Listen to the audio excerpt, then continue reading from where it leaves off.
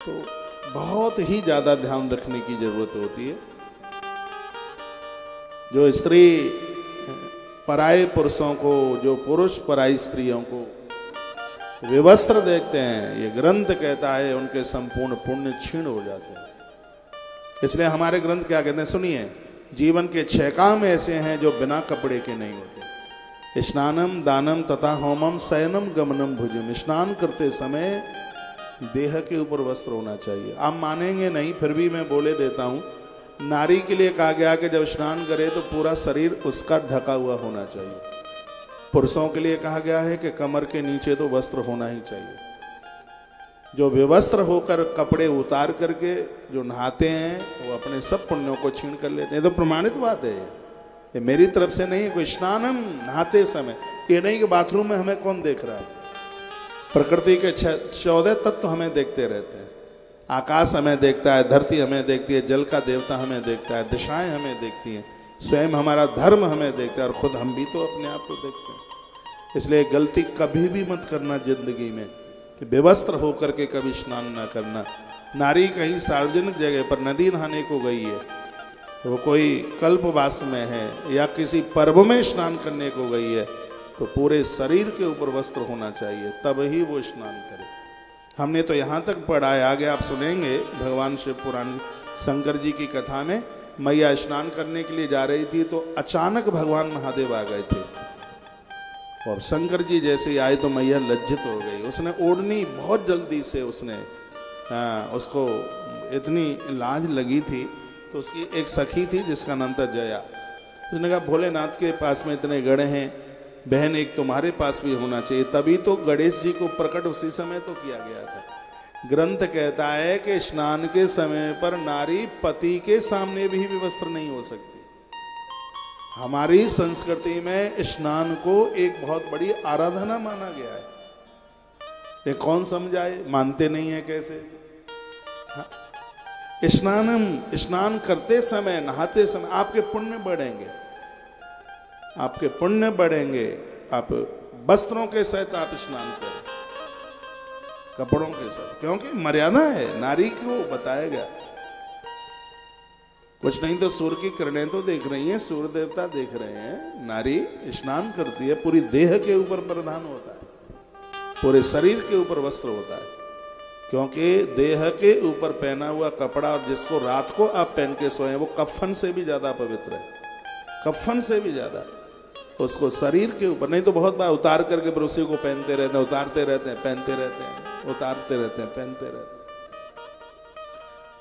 कपड़े 2 प्रकार के होते हैं, एक वेश और एक भेष।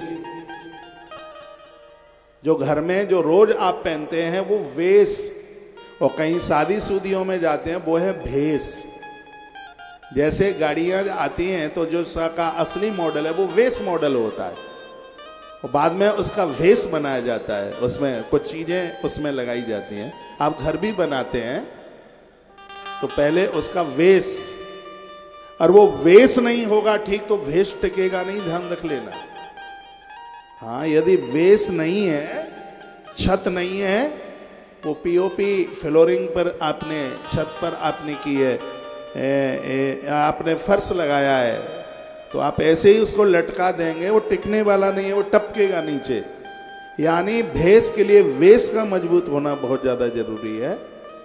तो आज दिक्कत इसलिए है क्योंकि लोगों का वेश खत्म हो रहा है, और अपने वेश को मतलब मजबूत रखिएगा, उसको वेश को गड़बड़ न होने दें। ये मर्यादाएं, हमारा वेश यानी हमारी मजबूती है। स्नानम नहाते समय, दानम देते समय, गमनम यात्रा करते समय। भले आप एक रात के लिए कहीं जा रहे हैं, एक जोड़ी कपड़े अपनी अटैची में डाल के लेके जाइए। दूसरे के अंग वस्त्र, अंग वस्त्र कहते हैं जो वस्त्र के अंदर का वस्त्र है, वो कभी किसी दूसरे का नहीं पहना जाता। अंग वस्त्र वो नहीं, कभी नहीं। कहीं आप जा रहे हैं तो आप एक जोड़ी अपना वस्त्र कपड़ा डाल के लेके जाइए। बहुत लोग वही उतार के रख लेंगे, बेवस्त्र होकर के नहा लेंगे बाथरूम में, फिर वही पहन लेंगे। हाँ, यदि ऐसा ही है, दूसरा कपड़ा नहीं है, तो देखो क्या मर्यादा बताइए। यदि दूसरा कपड़ा नहीं है जो पहने हो, उसी को पहन करके नहाओ, उसी को अपने शरीर पर सुखाओ उसको। माता विदुरानी के प्रसंग में वर्णन है। विदुरानी के जीवन में इतनी गरीबी थी, वस्त्र नहीं था बदलने के लिए। जिस कपड़े को पहने हैं उसी को पहन करके नहाती है और शरीर के ऊपर उसी को सुखाती है, ऐसा वर्णन है ग्रंथों में। ऐसा नहीं था कि कपड़ा उतार दिया, नहा ली, फिर वो पहन लिया, नहीं, ये मर्यादा के विहीन बात है। ये एक देवराज ब्राह्मण की कथा है, ये सब बातें उसमें मैं बोल रहा हूँ। शिव महापुराण में वर्णन है कि वो स्त्री नहा रही थी तो उसको छिपके छिपके देख रहा था उसको। इंद्रियां भड़की, कामना का भूत माथे के ऊपर चढ़ गया और पहुंच गया, उस स्त्री को लेकर के आया घर। अपने जिंदे माता पिता को काट डाला, इसने खत्म कर दिया उसने। कामी व्यक्ति क्या नहीं कर सकता। और उस स्त्री के संग इसका जीवन खत्म हो गया। बाजारू स्त्रियां प्राण ले लेंगी, आज तक कभी किसी का भला नहीं कर पाई है। भला वही करेगी जिसके साथ साथ भांवरे पड़ी। उन बच्चों को बड़ी गिलानी होती है जब बाप व्यभिचारी हो। ये बड़ा पुण्य है, पिता हो सदाचारी और माता हो पतिव्रता संयमी। एक कथा आती है अद्भुत, रामायण भी बड़ा अद्भुत ही है। अब मैं फिर ये लगेगा कि इससे महापुराण की कथा में कहीं राम कथा तो नहीं छा गई है।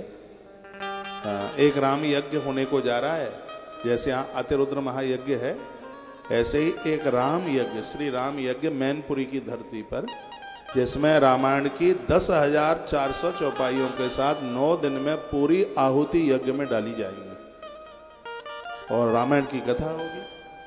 11 दिन का अनुष्ठान होगा। गौ माता का द्वितीय गौ महामहोत्सव। पंडाल परिसर इससे भी काफी बड़ा होगा, वहां के लोग मुझे सुन पा रहे हो। 19 अप्रैल से 29 अप्रैल एकादश दिवसीय कार्यक्रम यहाँ भी, जो उस एरिया के हैं। दिल्ली में तो सब जगह का मिल जाता है आदमी। हाँ, तो उन्हें भी जरूर बताइए, आप आ सके उन दिनों में तो जरूर आइएगा। एक बार जयकारा लगाइए, बोलो बांके बिहारी लाल की जय हो, श्री हनुमान जी महाराज की जय हो। कथा तुम्हें सुनाऊं और जयकारा लगाने के लिए फरीदाबाद से बुलाऊं? अरे कमाल कर दिया आपने। बोलो बटेश्वर नाथ भगवान की जय, महाकालेश्वर नाथ भगवान की जय हो, ददरुआ सरकार की जय। जय श्री राधे।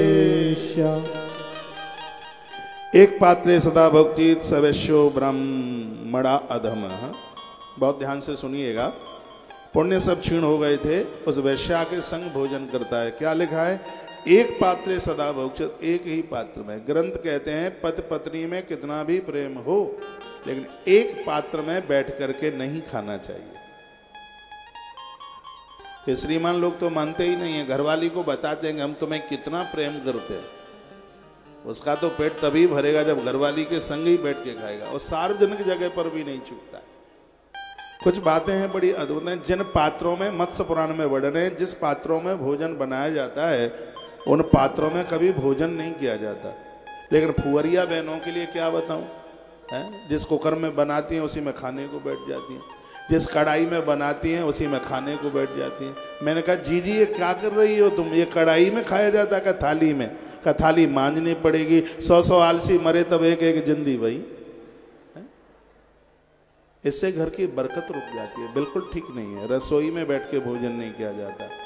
जूते चप्पल मत पहनिए। देखो ये तो अब मैं अपनी तरफ से कहां बोल रहा हूं, ये तो श्लोक कह रहा है एक पात्रे सदा भोक्तित सवैश्यो ब्राह्मण अधम शब्द लिख दिया है। तो एक ही पात्र में भोजन करता है उसके साथ। ये गलती आप मत करना, बिल्कुल मत ना करना कभी। घर वाला कहे कि मेरा पेट भरता नहीं है, तेरे संग ही भोजन करूंगा, तो कह देना कि थोड़े समय के लिए तुम फिर उपवास ही कर लो। फिर मेरे संग ही भरेगा पेट, तो अब तुम उपवास ही कर लो। तुम नहीं, संग नहीं खाना, बिल्कुल नहीं। हमें ग्रंथों की मर्यादा का पालन करना चाहिए। एक दूसरे का जूठा खाने से क्या कोई प्रेम बढ़ जाता है? हमारे तो ग्रंथ कहते हैं गुरुदेव की थाली में भी बचा हुआ प्रसाद जब तक उनकी अनुमति नहीं होगी तब तक नहीं खाया जाता। और जो सजग समझदार लोग हैं वो थाली में छोड़ते ही नहीं है, क्योंकि अन्न का कण और साधु का क्षण वो गंवाने के लायक नहीं है, वो छोड़ते ही नहीं है। बहुतों को आदत होती है झूठा छोड़ेंगे, नहीं नहीं नहीं नहीं। तो देवराज एक शिवालय के पास कथा सुनते सुनते मर गया। भगवान महादेव ने कहा कि मेरी कथा सुनते हुए एक ब्राह्मण की मौत हुई है, उसको लेकर के आ जाइए। भगवान के गढ़ आए और देवराज को लेकर के गए। भगवान महादेव ने इसको अपना एक प्रमुख गढ़ बना दिया। सूत सौनक ऋषियों को कहते हैं धोखे से पुराण की कथा सुनी, भगवान का गढ़ हो गया।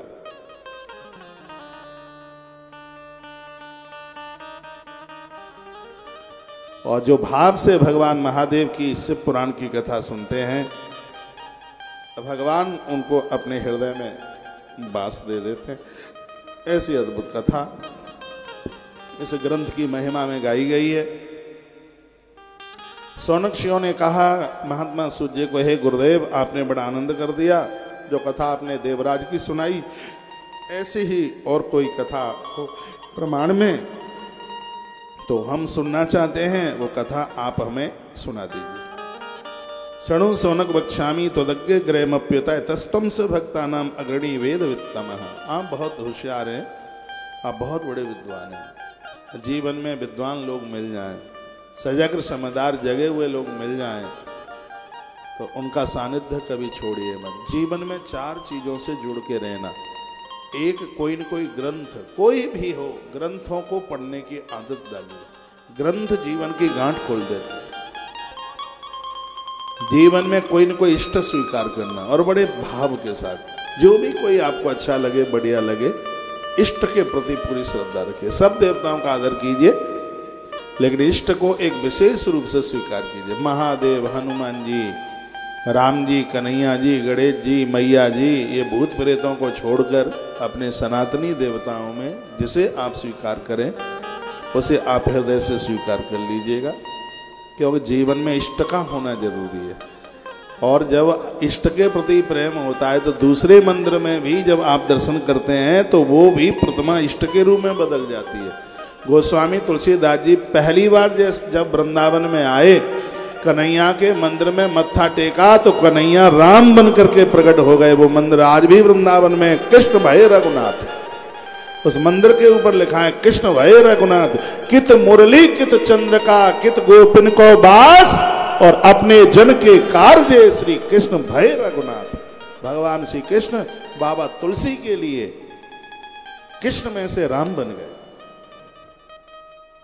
इष्ट के प्रति श्रद्धा, इष्ट से खूब प्रेम कीजिए।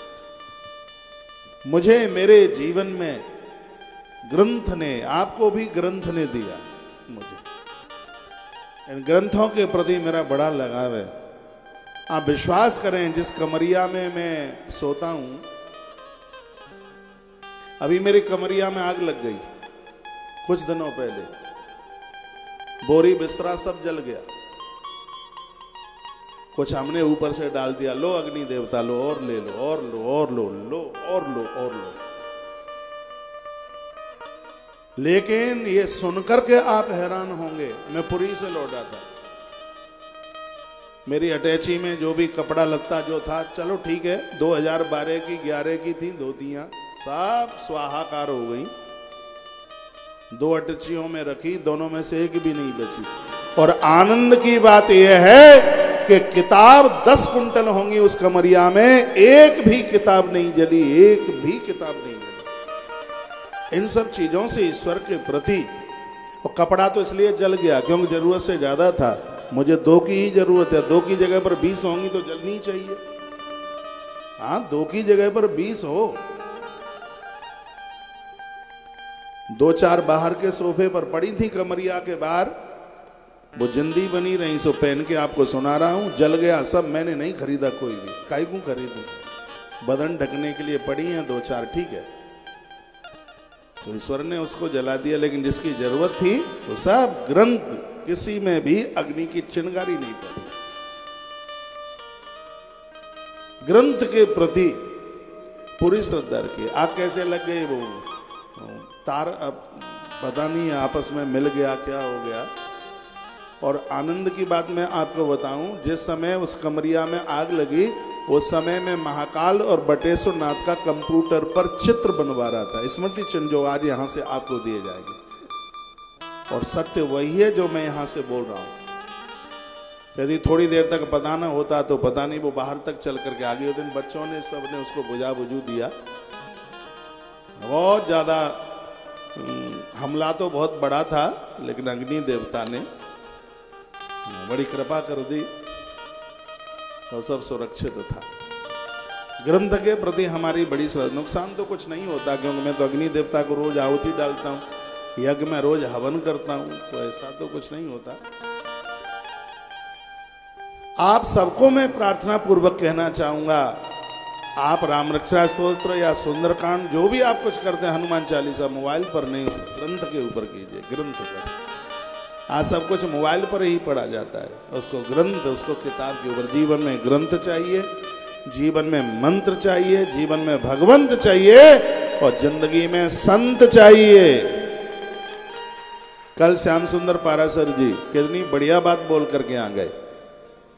उन्होंने कहा ये 4 चीजें, 4 पुरुषार्थ हैं जिसके लिए भगवान आते हैं। विप्रधेन सुर संत हित लीन मनुज अवतार, जिसमें ब्राह्मण को धर्म का, गौ माता को अर्थ कहा, देवताओं को काम, क्योंकि देवताओं से कामना की पूर्ति होती है। और एक कितनी बड़ी बात है यह है, संतों के द्वारा ही मोक्ष हो सकता है।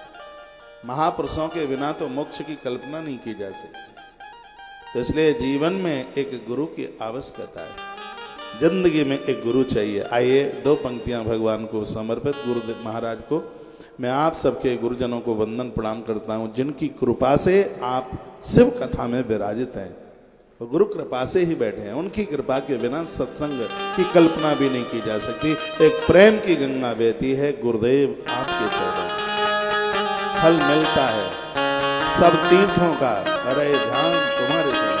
सब लोग अपने अपने गुरु महाराज को वंदन प्रणाम कीजिए। जिनको कोई गुरु नहीं है वो महादेव को गुरु बना लो, कृष्ण को गुरु बना लो, मानसिक भाव से उन्हें अपना गुरु बना लीजिए। हरि बोल।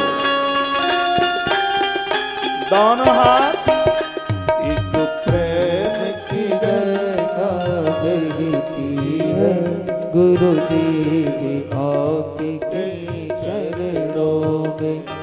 प्रेम की गंगा बहती है, गुरुदेव आपके चरणों में। फल मिलता है सब तीर्थों का, कृष्णा ने आपके चरणों में।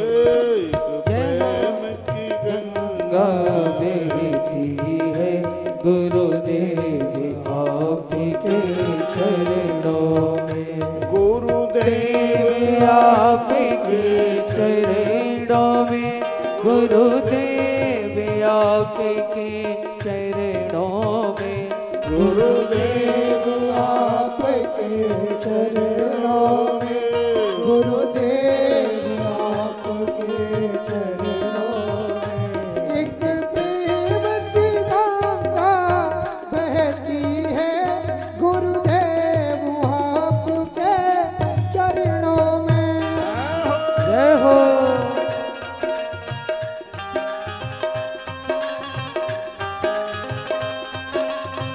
गुरुदेव भगवान की हो।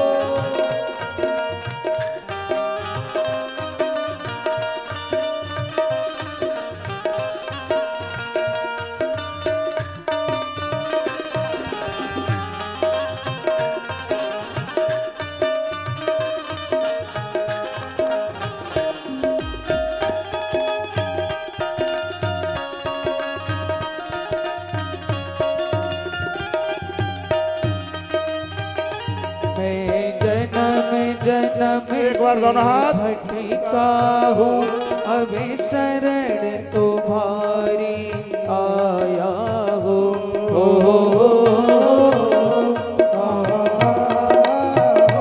मैं जन्म से भटका हूँ अभी शरण तुम्हारी आया हो। हम भूले भटके जीवों का, हम भूले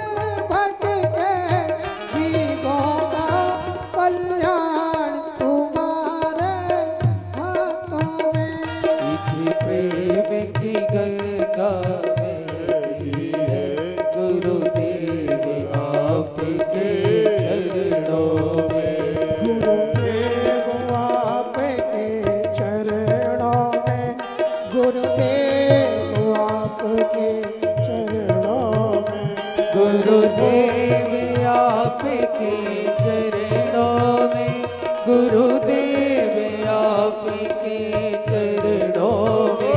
एक प्रेम की गंगा बहती है, गुरुदेव आपके चरणों में। फल मिलता है सब तीर्थों का, करशानी आपके चरणों में। एक प्रेम की गंगा बहती है, गुरुदेव आपके चरणों में। बोलिए बांके बिहारी लाल की जय हो। एक चीज मैं आपसे मांगना चाहूँ, आप दे देंगे तो बोलूं, क्योंकि मांगो उसी से जो दे दे खुशी से। माइक खोलिए भाई साहब, देंगे हाथ उठाइए। रुपया नहीं मांगना, पैसा नहीं मांगना है। मांगना ये है, जिस समय यहाँ से किसी महापुरुष को, महात्मा को माइक दिया जाता है तो आप खड़े होकर के चल पड़ते हैं।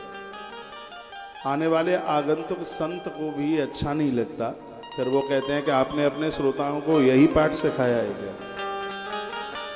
जो महापुरुष यहाँ आ रहे हैं इनका दर्शन बड़ा दुर्लभ है। इतनी दूर दूर से आ रहे हैं, उनकी महिमा समझिए, उनकी वैल्यू समझिए, बिनु हरि कृपा मिले ही नहीं समझे। धर्म तो यह है कि जब वो यहाँ आए तो मस्तिष्क झुका करके उन्हें वंदन करें, प्रणाम करें, और जब तक वो बोल रहे हैं उनकी बात को सुने, और जब तक आरती नहीं हो जाती है, टाइम से आरती हो रही है, नहीं तो मैंने तो यहाँ 7-7 बजे तक कथा छोड़ी है, ये मुझे खूब पता है। मैं ये भी देखता हूँ कि जब तक मैं बोलता रहता हूँ तब तक एक भी श्रोता नहीं उठता। आज तो मुझे एक जीजी बोल भी रही थी कि तुम 7 बजे तक बोलते रहोगे तो हम 7 बजे तक सुनते रहेंगे। सुनकर मुझे बड़ी खुशी हुई है, प्रसन्नता मुझे हुई है। लेकिन यह भी हमारे आपके निमंत्रण पर, बुलाने पर वो आ रहे हैं, इनके दर्शन की मुझे तो आप सुनते ही रहते हैं। इन महापुरुषों की वाणी, आज पूज्य सुधांशु जी महाराज जो बहुत बड़े शीर्ष महापुरुष हैं, मैं तो बहुत विद्यार्थी काल की बात बता रहा हूँ, जब उनका जो प्रवचन जो होता था कितने लोग बैठते थे। आज उनका आगमन हमारे और आपके पुण्यों की वजह से हो रहा है।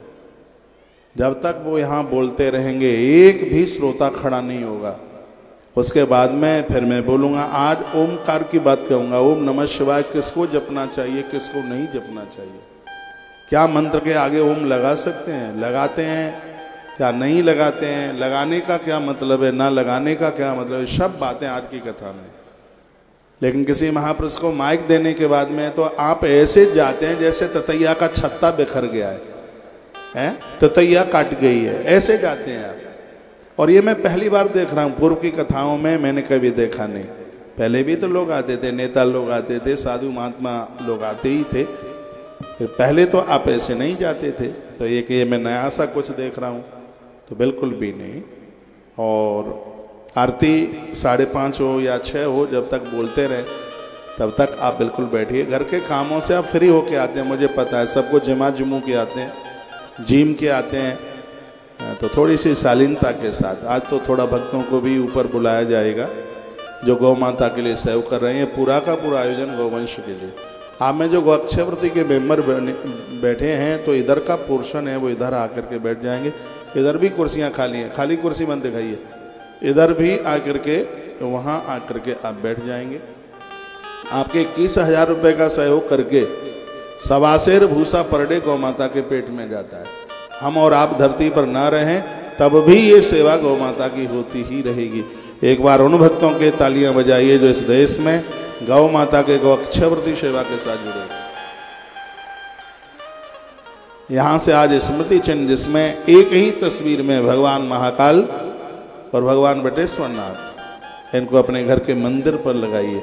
पैसा तो सबको होता है, लेकिन ये सब चीज़ें पुण्यों के बिना नहीं मिलती। भगवान कृपा करे और ये तस्वीर आपके घर तक पहुँचे। इस पूरे पंडाल परिसर में एक भी घर ऐसा ना हो जिस घर में गौ माता की रसीद ना पहुँचे। यहाँ कहीं डोनेशन नहीं लिया जा रहा, ना किसी को अधिकार दिया है कि आपके घर कोई पैसा मांगने को जाए इस कथा के लिए, इस आयोजन के लिए, बिल्कुल भी नहीं है। यहाँ के हम कहीं भी कथा करने को जाते हैं, किसी के घर पर्ची रसीदें लेकर नहीं जाया जाता। यदि हमारी सेवा में ईमान है तो आप पहुंच करके सेवा करेंगे। पितामह भीष्म ने युधिष्ठिर को कहा था, जो पहुंच करके दान करता है वो दान नहीं, वो महादान होता है अपने आप में। मुझे वृद्ध माताएं सुनवा रही हैं, अपने बेटे को आदेश दीजिए, हो सके तो गाड़ी में बैठ के आप आइए और कहिए कौशिक महाराज के पास तक बेटा मुझे लेके चलो और हमें गौ माता के लिए कुछ सेवा दे करके आनी। तो आप यहाँ पहुंच करके कीजिए। हमारा कोई भी बंदा नहीं जाएगा और कोई गया भी नहीं है, और ना कोई ऐसी व्यवस्था रखी गई है कि हम पर्चियाँ काटने के लिए घर घर जाएं, बिल्कुल नहीं। और आपको, आप गौ भक्त हैं, आपको यहीं पहुंच करके सहयोग करना होगा। मुझे जैसे कि हमारे कार्यकर्ता कह रहे थे, तो महाराज जी लोग इंतजार कर रहे हैं कि आपने सहयोग के लिए बोला क्यों नहीं है। मैं आया ही हूँ सहयोग के लिए, कथा तो वृंदावन से सुना देता। इस आयोजन का मकसद यही है कि आपके बटुआ से रुपया निकलवाना ही है और गौ माता की सेवा में लगाना ही है। 4-5 साल में बहुत जोड़ लिया है आपने, मैं 4-5 साल से आया ही कहाँ हूँ। तो जो आपने 4-5 साल में इकट्ठा किया है तो उसमें गौ माता का तो है ही ना अधिकार, अंश है उसमें। तो बटुआ खोल दो और इतना भर जाएगा, इतना भर जाएगा कि बस समझ लो लीचते जाइए, वो खाली होने वाला नहीं है। पानी बाड़े नाव में, घर में बाड़े दाम, दोनों हाथ उलीचना अच्छे लोगों का काम। दिल खोल करके, हृदय खोल के, ताली मत बजाओ, कंजूसों के कंजूस आप ताली बजाने में हैं, सहयोग करने में नहीं है। सहयोग तो आप उदार भाव से दिल खोल करके करें। बोलिए गैया मैया की। संपूर्ण आयोजन गौ माता के लिए है, आप खुद भी कीजिए और अपनों को भी प्रेरित जरूर कीजिएगा। बड़े बड़े अक्षय पात्र बिल्कुल तृप्ति बालाजी की तरह रखे गए वहां हुंडी। धर्मराज युधिष्ठिर के पास एक ऐसा अक्षय पात्र था जिसमें से 10,000 ब्राह्मण रोज भोजन करते थे। मेरी नाक के सामने गौ माता का एक ऐसा अक्षय पात्र रखा है, ये आपकी दिल्ली से इस बच्चे ने, सोनू बिदोलिया ने बनवा करके दिया। ये सामने ग्वालियर में हमने इसका प्रथम पूजन किया। ये इतना सिद्ध है कि इसमें डाला गया पैसा बड़ा बरकत, और आनंद की बात यह है कि वो गौ माता के सिर्फ भोजन चारे के ऊपर ही खर्च होता है। वो ठीक मेरी नाक के सामने रखा है, बड़ी सी हुंडी पात्र, जहां भी यहाँ से मैं तो कहता हूँ इसमें रोज डालिए। एक बार की सब्जी लेकर के आते हो, 100 रुपए से ज्यादा की सब्जी आ जाती है। इसमें कुछ आप डाल देंगे, एक आध मन हरा चारा गौ माता के पेट में पहुंच जाएगा। घर के वास्तु दोष, पितृ दोष सावरे समाप्त हो जाएंगे, कुछ भी नहीं रहेगा। गौवंश के साथ आप जरूर जुड़िएगा। आइए अब मैं कथा में बढ़ रहा हूँ, चल रहा हूँ। एक बार जयकारा लगा बोल भक्त वत्सल भगवान की जय हो। भगवान शंकर की आराधना जन्म पत्री को बदल देती है। भगवान शंकर की आराधना बिल्कुल ग्रहों को बदल देती है। यदि आपके पास कागज है, कलम है, तो लिख लें सूर्यगत्याम महा आद्रा एकम कोटि गुणम भवेत। सूर्य यदि आद्रा नक्षत्र में पड़ जाए तो एक अभिषेक 1 करोड़ महारुद्राभिषेक के बराबर हो जाता है। ये लिख लें, आप भूल जाएंगे। जिस समय सूर्य आद्रा नक्षत्र में हो और उस दिन आपने 1 माला का जप किया तो 1 माला का प्रभाव 1 करोड़ माला के बराबर। आपने भगवान को एक फूल चढ़ा दिया महादेव को तो 1 फूल 1 करोड़ फूल के बराबर है।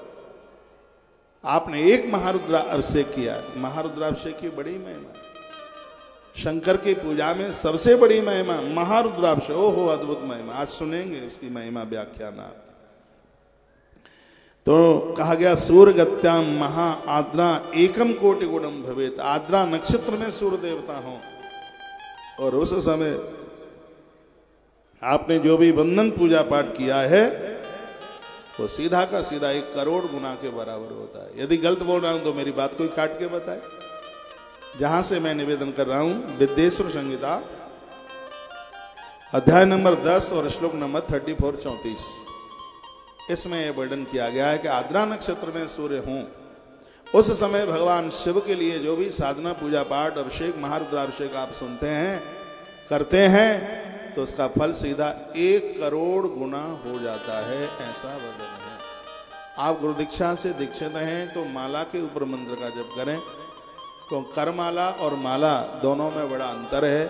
आप कुशा के आसन पर बैठकर और हाथ में माला लेकर के पंच पात्र रखकर पूर्व दिशा उत्तर दिशा में मुख करके जब आप जप करते हैं, नदी के किनारों पर आप जप करते हैं, तो जितना अंतर 1 और 1 करोड़ में है उतना ही अंतर माला और बिना माला में है। बहुतों को तो माला ही पकड़ना नहीं आता। माला हमेशा सुमेरु से पकड़ी जाती है। सुमेरु में जो बीच का जो दाना है वो साक्षात भगवान गणेश का मस्तिष्क है। जब गणेश जी का मस्तक छेदन हुआ तो वो समुद्र में गिर गया। सागर से मांगने को गए, नंदी जी गए।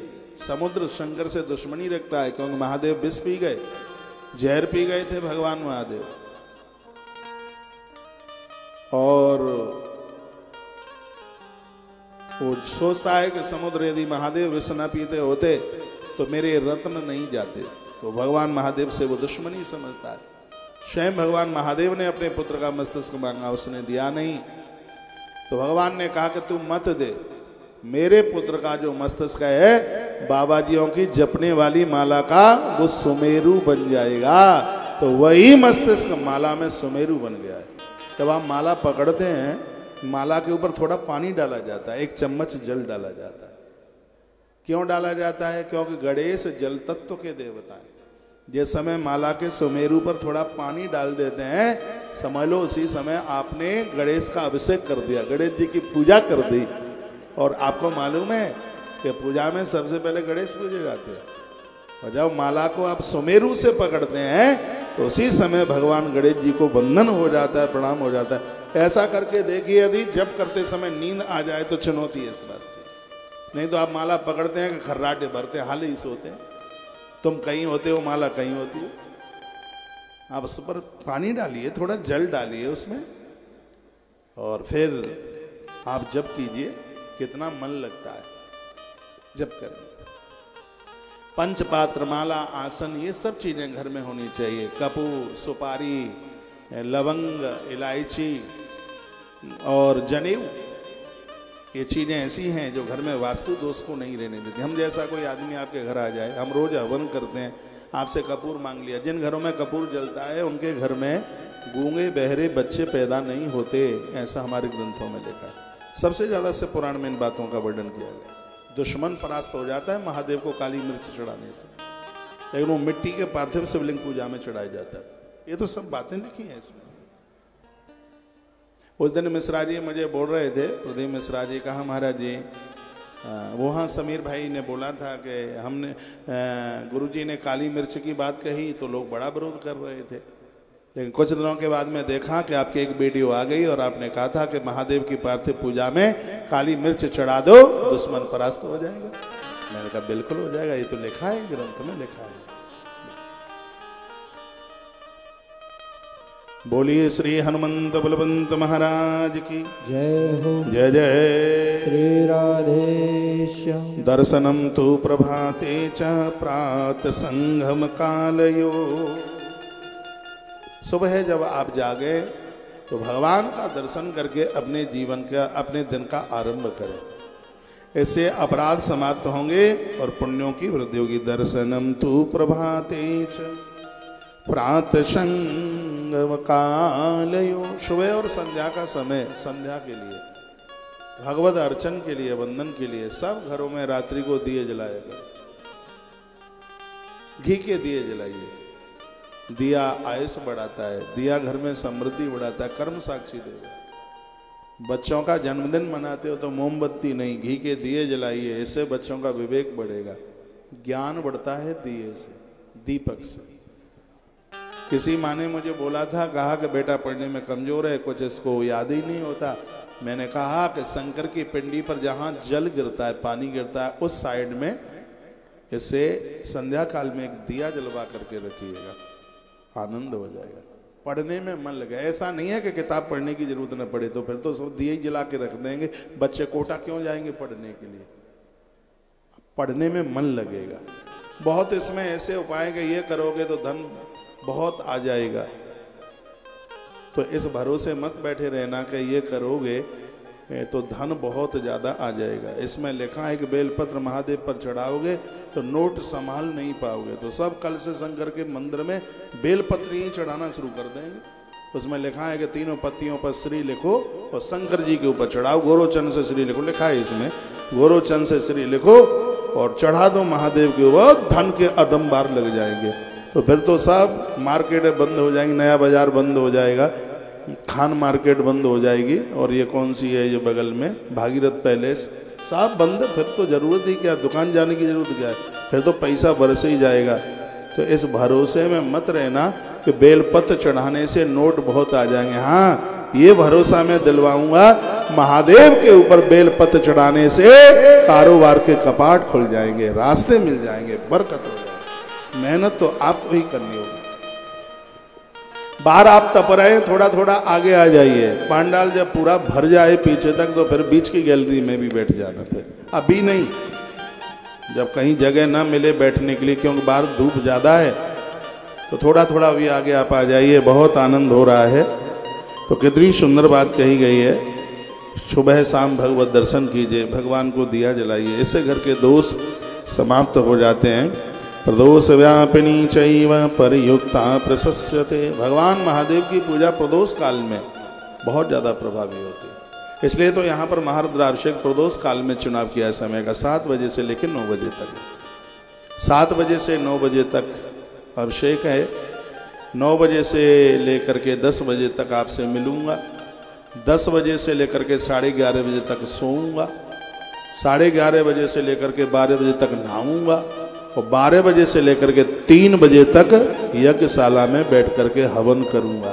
3 बजे तक, 3 बजे के तत्पश्चात फिर अपनी नित्य की पूजा है, उसको पूरा करेंगे, फिर आपसे मिलेंगे, फिर कथा सुनाएंगे, 1.5 घंटे में नींद पूरी कर लेंगे। क्योंकि सोना तो जिंदगी भर है, लेकिन यमुना मैया की गोद में अतिरुद्र महायज्ञ फिर नहीं मिलेगा यह मौका। इसलिए टाइम का चुनाव रात को 12 बजे से 3 बजे तक हवन में होगा यज्ञ मंडप में। तो बहुत प्रार्थना पूर्वक कहूँगा, आज मैं बहुत लोगों से मिला हूँ, अभावग्रस्त लोग पहुँचे हैं, किसी को बच्चे को नौकरी नहीं है, किसी को बीमारी है। बहुत श्रद्धा के साथ अतिरुद्र महायज्ञ की आप 7 परिक्रमा कर लीजिए, एक विश्वास के साथ कर लीजिएगा, शुद्धता पवित्रता के साथ कर लीजिए। महादेव आप सबके सगरे दुख मिटा देगा, किसी भी प्रकार का कष्ट नहीं रहने देगा। राम और कृष्ण के जीवन में भी दिक्कत परेशानियां आई, उन्होंने भी महादेव का जन्म किया, ऐसे प्रमाण मिलते हैं। रामेश्वर की स्थापना इसलिए तो की गई। तो शंकर तो सबका भला करते हैं, ऐसा बड़दानी मां से, और ये सौभाग्य आपको मिला है। आप करोड़ों करोड़ों रुपया खर्च करते, ये माहौल नहीं मिल पाता। मैं करतान नगर के लोगों को और कुछ नहीं दे पाया, तो ये है तो एक मौका आपको दे दिया है। ये महा आनंद महा उत्सव हो रहा है, जिसकी चर्चा परदेश तक हो रही है, अमेरिका तक जिसकी चर्चा हो रही है।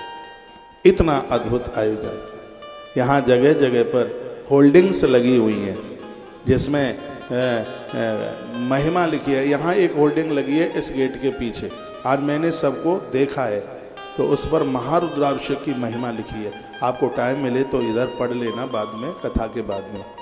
यज्ञशाला के पास में एक लगी है होल्डिंग, उसमें अतिरुद्र महायज्ञ का महात्म्य लिखा है। गेट के पास में एक होल्डिंग लगी है, उसमें गौ माता इतनी पूज्य क्यों है, उसमें उस संपूर्ण महिमा का वर्णन किया गया है।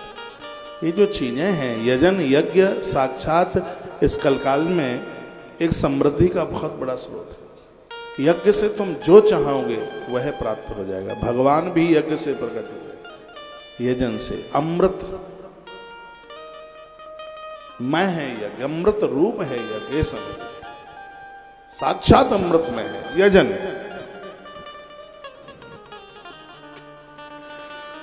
बोलिए श्री हनुमंत बलवंत महाराज की जय हो। इस बात को याद में रखना, सूर्य गत्ता महाद्रा एकम कोटि गुणम भवेत। सूर्य आद्रा नक्षत्र में होंगे उस समय थोड़ा सा भी किया गया सदकर्म अपने आप में करोड़ों करोड़ों गुना फलदायी होगा। फिर का अनुकूले सुबह काले पुण्य तीर्थ तटे, तथा आपको मनुष्य जीवन मिला है, अपने जीवन में एक तो शिवलिंग कहीं स्थापित करके जाना। सौनक ऋषियों ने पूछा कि कहाँ शिवलिंग स्थापित करें। शिव मंदिर बनवाने की भारी महिमा है। शिवलिंग स्थापित करने की भारी महिमा है, तो पूछा है कि कहां पर उसको स्थापित करें।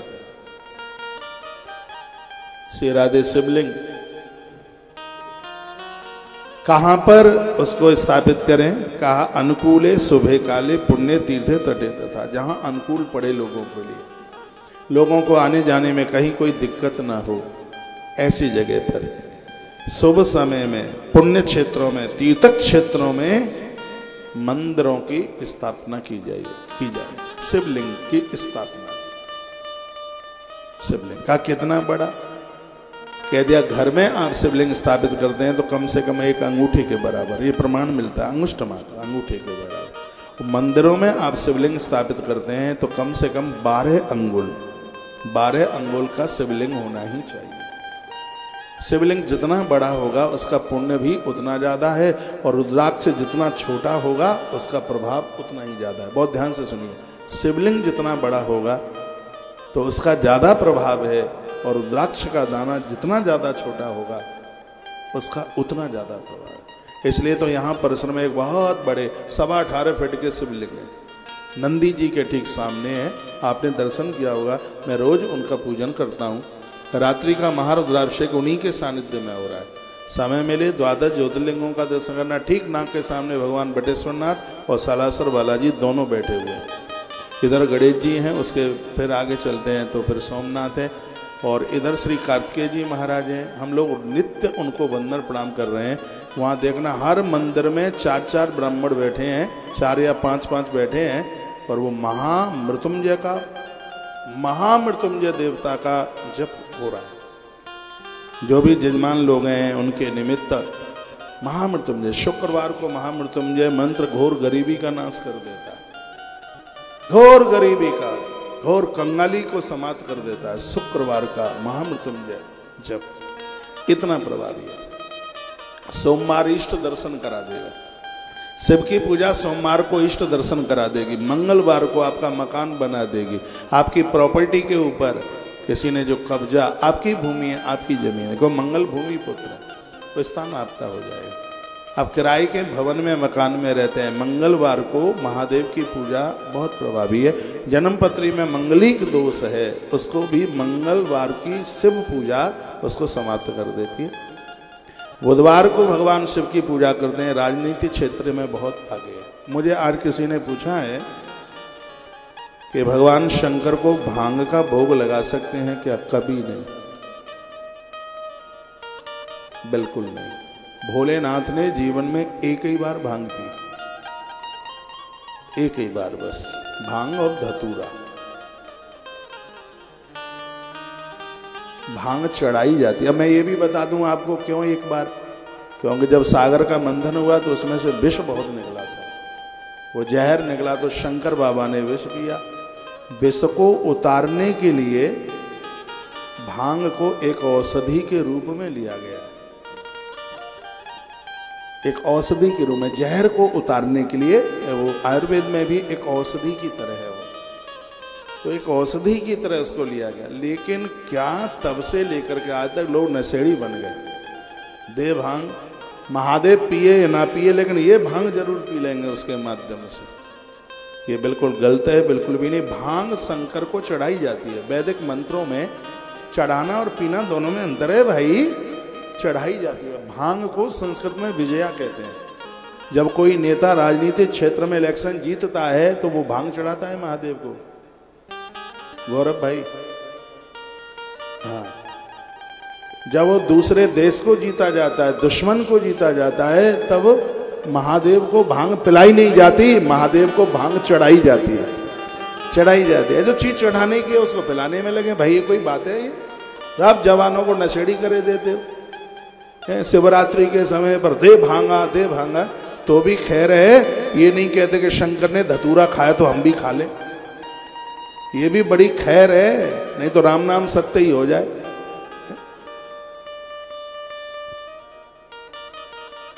भांग का भोग लगा। भांग तो शंकर को आप हैं, प्रसाद है, तो फिर विष भी ले लो, जहर भी ले लो प्रसाद में। शंकर तो वो भी पी गए थे, हैं, तो फिर उसको भी ले लो। ऐसा कर मत देना। मैं एक बार फिर इस दिल्ली इंद्रप्रस्थ नगरी की इस पवित्र व्यासपीठ से कहूंगा, भांग का भगवान को भोग नहीं लगता। भांग भगवान को सिर्फ चढ़ाई जाती है पूजा में, उसको चढ़ाइए। जैसे बेलपत्र आप चढ़ाते हैं, समी पत्र चढ़ाते हैं, वैसे बस उसको चढ़ाया जाता है। संसार के दुर्गुणों से आप उसके सामने, दुर्गुणों के सामने आप दुर्गुणों को पराजित कर दें अपने जीवन में, उसके लिए उसका नाम ही विजय है। जो संसार में आपको विजय दिला दे हर क्षेत्र में, हर कार्य में, उसके लिए हमारे आचार्य लोग पूजा में, षोडशोपचार पूजा में विजया कह करके उसको चढ़वाते हैं, भोग नहीं लगवाते। आज तक एक भी मैंने ऐसा विद्वान नहीं देखा कि नाभ्या आसीत दंतरिक्ष और वो मंत्र बोल रहा हो और कह रहा हो कि लगाओ भांग का भोग। मैंने आज तक अपने जीवन में नहीं देखा कोई ऐसा आचार्य, ऐसा कोई ब्राह्मण। आप बताइए आचार्य जी, है भगवान शंकर का भोग लगाया जा रहा हो और आचार्य ने कहा हो करे वो भगवान को भांग लाइए, भोग लगाया जाएगा? नहीं, कभी नहीं। ये अपराध हो जाएगा, बहुत घोर अपराध हो जाएगा। भगवान शंकर को भांग का भोग लगाया जाए? नहीं, महादेव को भांग का भोग नहीं लगाया जाता। महादेव को विजया भांग चढ़ाई जाती है, बेलपत्र की तरह, समी पत्र की तरह उसे चढ़ाई जाती है, उसका भोग नहीं लगता। दिक्कत हो जाएगी। और ये समाधान मेरी व्यासपीठ करती है, नहीं, बिल्कुल भी नहीं।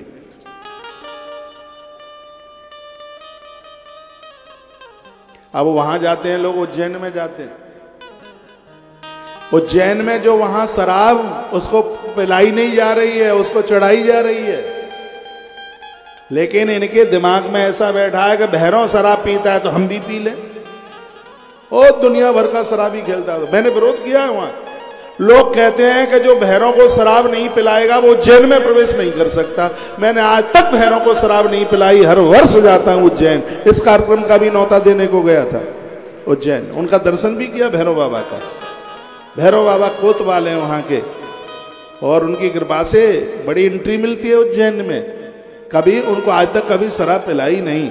ये लोगों ने बहाने खोज लिए, कहते भैरव शराब पीता है, हम भी शराब पिएंगे। नहीं, भैरव शराब नहीं पीता, उसको शराब चढ़ाई जाती है, वो पीता नहीं है।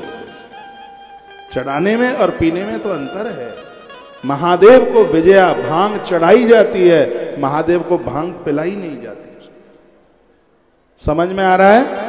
तो जयकारा लगाओ, बोलो शंकर भगवान की जय हो। श्री हनुमंत बलवंत महाराज की जय हो। जय जय श्री राधे श्री राधे श्री राधे श्याम।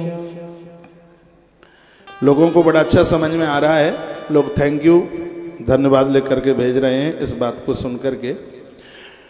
तो नवरत्नों के शंकर जी भी बड़े प्रभावी हैं। नवरत्न के कौन कौन से हैं शंकर जी? नीलम रक्तम च वैदूर्यम, ये पिंडी। कौन कौन से रत्न की? नवरत्न में कौन कौन सी धातुएं आती हैं वो सुन लें। लिखा है नीलम रक्तम च वैदूर्यम श्यामम मारकतम तथा मुक्ता प्रवाल गोमेद वज्राणी नवरत्नकम। लिख सकें तो आप लिख भी सकते हैं। नीलम, नीलम के शंकर जी, ये आपको वाणिज्य में, व्यापार में बहुत आगे, जिनका लोहा, कोयला और तेल, बहती हुई चीजों का, मेडिसिन, मेडिकल का, जिनका मेडिसिन का जिनका काम है, दवाइयों का काम है, कोयले का काम है, जिनका मशीनरी का काम है, मशीन के पार्ट बनाते हैं, बेचते हैं। और बहने वाली जो चीजें हैं, तरलीय चीजें जो बहती हैं, पानी का व्यापार है आपका औषधियों का व्यापार है, आप जो तरलीय पदार्थ हैं, तेल का व्यापार है आपका, आपने कोलू वगैरह लगा रखे हैं, तो उसके लिए जो नीलम के जो शंकर जी हैं वो बहुत प्रभावी हैं। सुन लो, प्रमाणित बात है, सब लिखा है विद्येश्वर संहिता से मैं प्रवचन कर रहा हूँ। जिस श्लोक को मैं बोल रहा हूँ वो विश्वेश्वर संहिता के अध्याय नंबर 11 के श्लोक नंबर 11 और 12 में जिसकी चर्चा की गई है। माइक खोलें। लिखा गया है कि 9 रत्नों में क्या क्या है? नीलम रक्तम च वैदूर्य श्यामम मारकतम, तथा नीलम, वैदूर्य, मरकत, मोती, मूंगा, गोमेद और हीरा, ये 9 तरह के स्टोन है। और इनकी शिवलिंग मिलते हैं, इनकी शिव पिंडियाँ मिलती हैं। तो जो नीलम के जो शंकर जी हैं वह आपको वाणिज्य का कुछ ऐसा क्षेत्र है जिसमें वो आपको बहुत आगे पहुंचा देते हैं। नीलम के शंकर जी मिल जाते हैं। उसके तत्पश्चात फिर कहा कि जो वैदुर्य है, वैदुर्य के जो शंकर जी हैं वो मूर्ख को भी विद्वान बना दें। एक स्फटिक के शंकर जी, स्फटिक का शंकर भी ऐसा ही है। हम लोगों ने विद्यार्थी काल में बहुत उनकी पूजा की है। असली स्फटिक मिल जाए। स्फटिक का श्रीयंत्र भी बहुत प्रभावी होता है। श्रीयंत्र स्फटिक का बड़ा प्रभावी होता है। विद्वता के लिए, कुछ सीखने के लिए, पढ़ने के लिए स्फटिक के शंकर जी बड़े प्रभावी है। और तत्पश्चात मोती, मोती के जो शंकरी जी है, इनकी पूजा करने से व्यक्ति सहज हो जाता है, सरल हो जाता है, क्रोध को जीत लेता है। मूंगा, जो प्रॉपर्टी इत्यादि का काम करते हैं, उनके लिए मूंगा के शंकर जी बहुत विशेष हैं। डायमंड, हीरा, ये लोगों के लिए आकर्षण, दुश्मन भी अपना हो जाता है। हीरे के शंकर जी इतने बड़े प्रभावी हैं। मिट्टी के जो शंकर जी हैं, जिनको पार्थिव पूजा के नाम से जाना जाता है, बहुत ज़्यादा प्रभावी हैं अपने आप में। जो भगवान जो नर्मदेश्वर है, वो संसार की वस्तु भी दे देते हैं और अंत में भगवान को भी दे देते हैं। इसलिए नर्मदेश्वर सबके घर में होना चाहिए। यहाँ बहुत तरह के शंकर जी का वर्णन किया है, लेकिन मैं आपसे कहना चाहूँगा कि सबके घर में नर्मदेश्वर, तुलसीवन आश्रम ने लाखों घरों में नर्मदेश्वर भेजे हैं। हो सकता है उनमें से, लाखों में से कुछ आप भी हों। थोड़ा हाथ उठा करके बताएंगे कितने घरों में। देखो सब हाथ ऊपर उठ रहे हैं। आश्रम ने ये काम किया है। संस्कार टीवी के जितने भी भक्त मुझे सुन पा रहे हैं, मैं आपको कहूँ आज आयोजन का चौथा दिन है। जैसे आपको टाइम मिलता है आप आइए। आप आश्रम से बहुत करीबी से आप जुड़े हुए हैं, तभी तो इतने अद्भुत काम हो रहे हैं। और पता नहीं फिर दिल्ली न जाने कब आना होगा। और इस आयोजन में आप अनुपस्थित ना रहें, भले एक आध दिन के लिए आए, रोज आएँ तो बहुत अच्छी बात है, नहीं तो जितना समय मिले, जितना टाइम मिले, आप जरूर आइएगा। यदि आपको ज़रूरत है और अब के बार जो गौ माता को आप सेवा कर रहे हैं, तो बाहर कार्यालय के पास ही में वो भी सब व्यवस्थाएं। अभी मैं पुरी में था और वहाँ से हम सूर्य चक्र लेकर के आए। पंचदेव पूजा में सूर्य भगवान की भी पूजा होती है। और तांबे के, देखो कृष्ण सब जगह मिलते हैं, लेकिन वृंदावन का कन्हैया अद्भुत है। वहाँ की तो बात ही अलग है। अयोध्या के राम, चित्रकूट के राम और श्री ब्रज के भगवान गोपाल। इसलिए हर साल कृष्ण जन्माष्टमी पर हम कितने लड्डू गोपाल भक्तों को प्रदान करते हैं। कोरोना काल में ये सब कुछ किया है और ज़्यादा कुछ हम आपके लिए ना कर पाएँ, तो ऐसा सोच रखा है कि सालग्राम और नर्मदेश्वर तो आपके घर तक पहुँचा ही दें। सालराम भगवान जिसके घर में होते हैं, परिवार में बिछोड़ नहीं होता। सालराम भगवान के ऊपर एक तुलसी का पत्ता चढ़ाने से, बहुत ध्यान से सुन लीजिए, 6 महीने तक भगवान को फूल चढ़ाने का फल प्राप्त हो जाता है। इतनी बड़ी महिमा भगवान सालराम पर तुलसी पत्र चढ़ाने की। ऐसी तुलसी है, ऐसा बेल पत्र है। बेल पत्र को धो धो करके आप 6 महीने तक चढ़ा सकते हैं, और तुलसी पत्र को बिना धोए हुए आप सालराम भगवान को जिंदगी भर तक चढ़ा सकते हैं, जीवन भर तक। तुलसी भगवान नारायण को अति प्रिय है। तुलसी सूख जाए तो उसको फेंकिए मत, तुलसी का चूर्ण बनाकर फंकी लगाते रहिए। बात पित्त कफ ये बीमारियां खत्म हो जाएंगी बिल्कुल। एक बीमारी जिसमें गर्दन मुड़ती नहीं है, थायराइड, इतनी खतरनाक बीमारी, मोटापा बढ़ता है। ग्लूकोज की बोतलें ज़्यादा चढ़ें तो शरीर में बीमारी हो जाती है। तुलसी की लकड़ी इस बीमारी से बचा लेती है। ग्रंथों में लिखा है, जो लोग भगवान का भोग बनाते हैं, तुलसी की लकड़ी जलाकर ठाकुर जी की रसोई बनाई जाती है, तो 1000 वर्षों तक वो पुण्य क्षीण नहीं होता। इतनी बड़ी महिमा है तुलसी। बेल की पत्र, तुलसी की लकड़ी से एक दिया जलाने से 10,000 दिए जलाने का फल तत्काल प्राप्त होता है। ऐसा पद्म पुराण के अंतर्गत लिखा हुआ है। तो अब देख लेना सामने और वही यहाँ से दिए जा रहे हैं। देखो ये सब चीज़ें बाजार में मिल जाती हैं, लेकिन बाजार में मंत्र नहीं मिलते।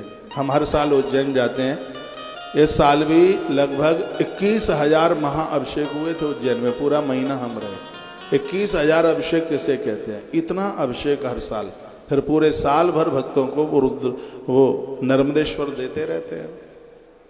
उसको चांदी की जलेरी बनवा लीजिए, ऊपर उनको रखिए और इतनी सीधी सी इनकी पूजा है, एक लोटा पानी चढ़ा दो, बम बम भोले खुश है, प्रसन्न है। कहीं बाहर जा रहे हो संग ले जाने की जरूरत ही नहीं है, एक केटली में गंगा जल रख लो, वो अपने आप ही नहाता धोता रहता है, कोई ऐसी दिक्कत की बात नहीं। लोग डरा बहुत देते हैं, हमारी संस्कृति में डराने वाली बातें ज़्यादा हैं। गोपाल नहीं रखना, ताला डाल के चले जाओगे तो सब मटिया मैल हो जाएगा। क्यों नहीं जा सकते ताला डाल के? जब बद्रीनाथ बन करके 6 महीना ताले के अंदर रहता है वहाँ पहाड़ों में, तो 3, 4, 5, 8 दिन के लिए तुम्हारे घर में नहीं रह पाएगा। हाथ जोड़ के कह दो 8 दिन के लिए बाहर जा रहे हैं, तब तक अपनी मैया यशोदा के पास चले जाओ, वो चला जाएगा और किवाड़ खोलते ही वो आ जाएगा। वो बड़ा दयालु है, बड़ा कृपालु है। मत रहिए इन देवताओं के बिना, इनको घर में रखिए। कोई सूतक पातक है, नारी का ऋतुकाल है, पर्दा डाल दीजिए, बिना पूजा किए पूरा फल मिलेगा, कोई चिंता की बिल्कुल बात नहीं है। ये तो इनको नहलाने से हमें संतुष्टि मिलती है। ऐसा नहीं है कि भगवान को ना नहला पाए तो धरती फट गई, आकाश टपक गया, कुछ भी नहीं है, बिल्कुल भी। ये सब आराधना, साधना, पूजाएं सब विश्वास की है, ये सब आस्था का सब्जेक्ट है। लोग परेशान होते हैं, अजी हम तो ये ऐसा हो गया है, पूजा के लायक नहीं रहे, अब 3 दिन 4 दिन 5 दिन भगवान, अब पता नहीं न जाने क्या क्या हो जाएगा, पता नहीं भैंस दूध नहीं देगी, है बुखार आ जाएगा, चाची बीमार हो जाएगी, अब तो भगवान नहाए नहीं है। ये सब ऐसा बोला जाता है, क्या बताएं हम उसके लिए। आप बिल्कुल निर्भय होकर भगवान के प्रति पूरा सब्जेक्ट श्रद्धा का है, विश्वास का है। वो खुद नहा लेता है वो, अरे उसको क्या नहाना धोना, वो समुद्र में ही रहता है, क्षीर सागर में रहता है। इन सब चीजों से हमें शांति मिलती है, हमें आनंद होता है, हमें प्रसन्नता होती है। इससे हमारा धर्म बिल्कुल सुरक्षित सा रहता है। हमें ऐसा लगता है कि हम भगवान से जुड़े हैं। देखिए जिस समय आप हनुमान चालीसा करते हैं, सुंदरकांड करते हैं, और जैसे ही पाठ पूरा होता है एकदम आप रिलैक्स हो जाते हैं। ऐसा लगता है हनुमान चालीसा करके कि कारगिल का युद्ध जीत के आ गए, ऐसा लगता है, इतना हल्कापन सा लगता है, इतना। तो ये जितनी भी ये चीजें हैं, इसमें हमें सुकून मिलता है।